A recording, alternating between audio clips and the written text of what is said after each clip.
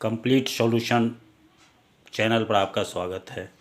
आज बहुत ही important topic लेकर के आया हूँ और वो अक्सर एग्ज़ाम में पूछे जाते हैं।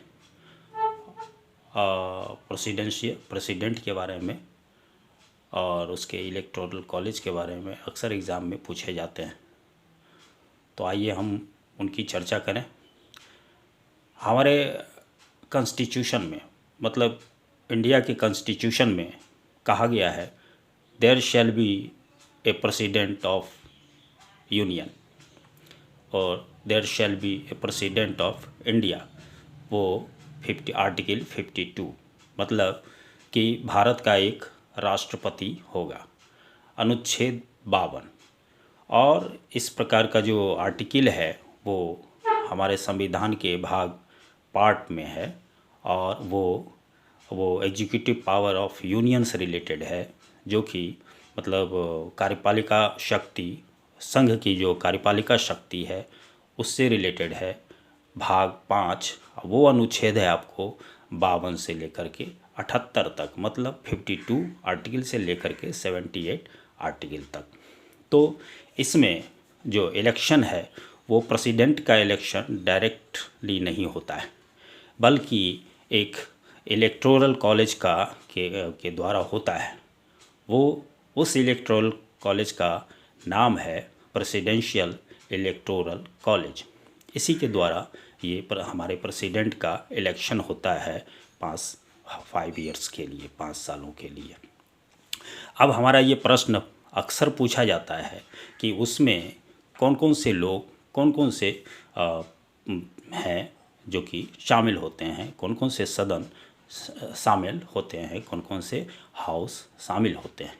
तो आए इन पर प्रेसिडेंशियल इलेक्टोरल कॉलेज के बारे में हम लोग, इसमें 3 पार्ट हैं।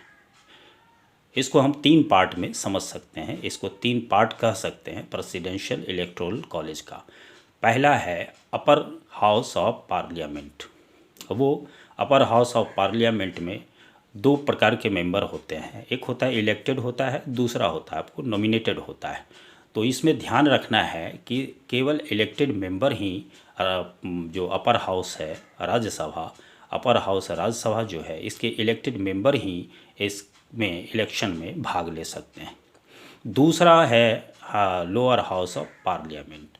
लोअर हाउस ऑफ पार्लियामेंट मतलब ये हुआ कि लोकसभा, इसमें भी 2 होते हैं मेंबर, एक इलेक्टेड होते हैं और दूसरे हमारे होते हैं नॉमिनेटेड होते हैं। तो ध्यान रखना है elected member he elected member of Lok Sabha जो है इस इलेक्शन में भाग लेते हैं। तीसरा है elected member of all state legislature assembly, मतलब राज्यों में जो विधानसभा है उसके सभी, उसमें वहाँ भी आपको ध्यान रखना है कि नॉमिनेटेड नहीं बल्कि इलेक्टेड मेंबर उस इलेक्शन में भाग ले सकते हैं। और जो स्टेट लेजिस्लेचर असेंबली होता है वो लोअर हाउस होता है, ये ध्यान रखना है हमको। स्टेट में भी वो राज्य की जो विधानसभा होती है उसके जो निर्वाचित प्रतिनिधि होते हैं, मनोनीत नहीं बल्कि निर्वाचित जो प्रतिनिधि होते हैं, वो ये प्रेसिडेंशियल इलेक्टोरल कॉलेज प्रेसिडेंट के इलेक्शन में वो वोट करते हैं। आज के वीडियो में बस इतना ही। नेक्स्ट वीडियो में हम लोग फिर मिलेंगे। Thank you.